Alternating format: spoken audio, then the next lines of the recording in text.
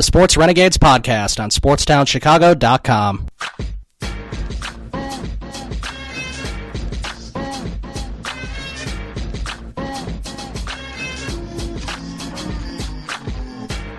Welcome back to the Sports Renegades here on SportsTownChicago.com. I'm Ryan Stuprich. And I'm Ryan Risky. We are talking about the NBA playoffs right now. The Bulls have a 2-0 lead over the Celtics. They won 2 games in Boston, which was very impressive, and I don't think many people saw coming. I think it all started because Charles Barkley, before Game 1, said the Bulls had 0 chance, blah, blah, blah, that they suck, they have no chance. And then a lot of people on Twitter were saying, oh, Charles Barkley said they have no chance. Maybe they'll actually win Game 1, because usually everything he says is wrong.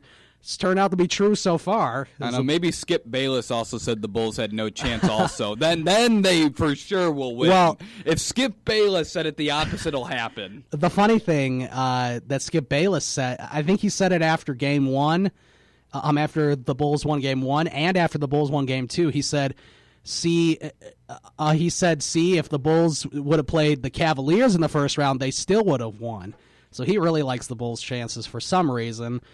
Probably because nobody else does, so he takes the opposite opinion. That's what he's paid to do. But he's also paid to be in. Yeah. Okay. Yeah. Well. Well. Yeah. He's also paid. I know it's kind of an act. Yeah. So the majority of his opinions are like wrong. He usually says something and then the exact opposite happens. He used to write for the Chicago Tribune, and he a lot of times he'd write articles about DePaul basketball. My dad told me, and he would just be harping on them, and this is back when they were, not bad but not great. This would have been back in the late 80s and stuff. And so he used to write for the Chicago Tribune, and he used to treat them like professional players. Like, these are college kids. Like, they're not getting paid to play. Like, they're just college kids. Yeah, he didn't understand the concept between college sports and pro sports. He was treating them like the Chicago Bulls, and you can't be doing that. I wonder if he was writing for them that year that they lost as the number 1 seed. Because I don't think so. Because I was going to say, if he was writing about them then he probably predicted they would win the tournament, and that's why they lost. Yeah, no. I don't think it was. I don't think it was because of Skip Bayless. Hey, it'd be nice to blame him for that. But he's just been a jerk his whole life, I guess. But now, he kind of gets paid to do it, and it's $5 million a year now from Fox He can't believe all the stuff that he says, obviously. But I think he believes a lot of it, and that's what's scary. So the Bulls are at home now. They play tomorrow night, 6 o'clock at the United Center, and then I think they play Sunday night at 5:30. So 2 kind of stranger start times for the Bulls, but they should have a packed house. I mean, now that they're up 2-0, I'm assuming the crowd will be a lot more energetic than if they were down 0-2. I kind of wonder how packed it'll be, because I wasn't planning on buying tickets. I was just looking at them. Yeah. There were so many open seats. Like, you could tell there were a ton of season ticket holders that did not buy playoff tickets. Right. There were so many open seats, it was like mind-boggling. Like, you could pick seats in every section of the stadium. Yeah, I have a feeling, and if they make it past this first round, I know the second round will be harder to come by, I'm assuming. Well, and there'll be more for the public sale, because the season ticket holders, a lot of them didn't buy tickets. Right, and they won't be playing the Cavs, if they make it that far, until the Eastern Conference Finals.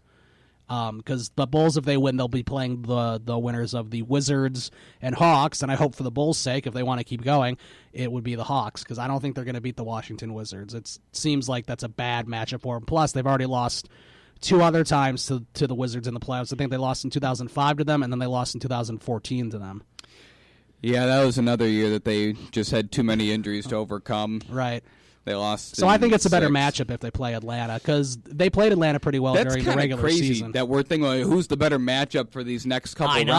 I know. A couple weeks ago, it's like they might not even make the playoffs. And I just really hope people don't jump on the Gar Forman bandwagon. Well, that's the one negative that comes from this. And like Fred Hoiberg, he'll probably just say give all the credit to Fred Hoiberg and his amazing coaching. He's one of the worst in the league. What I am not looking forward to at all is whenever the Bulls do end up losing, because they're not going to beat Cleveland.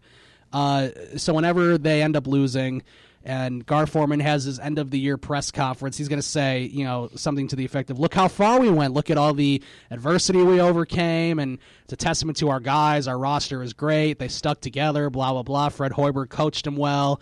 We've made all the right moves. We're going to be in the playoffs every year, like always, and eventually we'll make it there with these guys. And he'll be spewing all that garbage, and that he usually does. And then he's probably just going to go and this time he has a little bit of a reason to, which makes it more infuriating. Right, because when he does that, usually it's like, well, does this guy know what he's talking about? Yeah. And, I'm sure he's going to spend a few minutes just praising Fred Hoiberg, his good friend Fred Hoiberg. He's just going to just praise him. I kind of wonder if Wade is kind of helping out coaching the team, because I know in the summer training camp he was doing a lot of coaching. Like, he was always stopping practice and telling guys what you could do. Wasn't telling them what they were doing wrong. He was telling them what they could do better or do differently. Right. Which Fred Hoiberg's not going to do that. He's just going to tell them all they're doing a great job. Yeah. Hey, it's working right now. That's really the sickening thing, because then they're just going to think Fred Hoiberg is like a godsend for them. Right. And Gar Forman is just going to be like, well, it's working right now. You can't really fault them for stuff if they make it to the Eastern Conference Finals, let's say. Right. It gets harder and harder to fault them. And it's just kind of sucks. Think about where this team would have been if they had Thibodeau. Just having a good coach probably could have gotten them another few wins. A top 4 seed, and you would have had, you wouldn't have had all that off the court stuff going on. In the 5 years that Thibodeau was there was never one time that some off the court drama happened in the locker room or to the media. That never won. Now here it happens every few games under Fred Hoiberg. Yeah, especially early in the season, and then they just weren't playing well. Regardless, I do hope they do well. Maybe they will find a way to get out, make it to the finals. I don't know. Really, I don't think if anyone, they play Atlanta. Here's the thing: nobody knows what to expect out of this team. Right. And really, except the problem is, it's everyone's gonna jump on the bandwagon. Not the bandwagon. They're gonna jump on. The train, hey, we're going to ride the Bulls, see how far they go, and once everyone does that, that's when they'll just go and start playing horribly.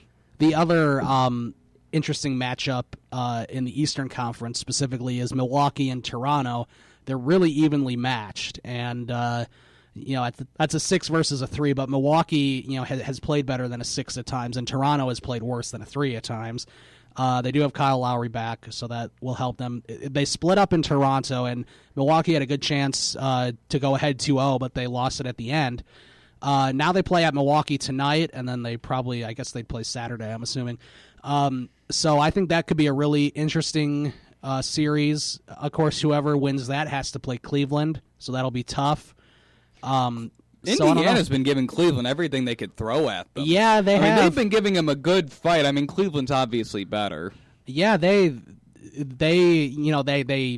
could have won there, at the buzzer at game 1, but kind of took an off-balance shot, and they didn't pass it back to Paul George, which is what they wanted. But Paul George has been kind of a jerk lately. I don't really like him. Now, this is go back to the Bulls a little bit. Yeah.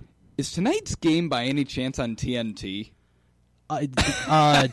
Tomorrow's game. The Bulls. Oh, that's right. They don't play tonight. Yeah. That's right. Okay. Never mind. I was thinking, Thursday TNT. But I think you're right. It is on TNT because the game's. It's not a Thursday. No, it'll be a Friday night TNT game. So they're supposed to lose that. They would have won if it was tonight for sure. Yeah. Oh yeah. 19 in a row now that they've done that. So we'll see how it goes. The NBA playoffs have been kind of competitive as far more than you would think. Yeah, more than you would think. Granted, not as competitive as the NHL playoffs. With the NHL, you've got all these games going to sudden death overtime, and that's just what makes playoff hockey so great, especially when these games go to overtime. It's like about next goal wins. 85% of the games are pretty close. So. Mm-hmm. So we're going to take a break now. When we come back, we're going to be talking about the Bears. They're just about, I think, next Thursday is the NFL draft. So their schedule came out today. Their schedule also came out. I think it just got released at 7 o'clock. How many wins are they going to get this year? So we'll see if they can get more than 3 wins. We'll look over the schedule, and we'll talk about the draft coming up next. Sports Renegades, SportsTownChicago.com. The Sports Renegades podcast on SportsTownChicago.com.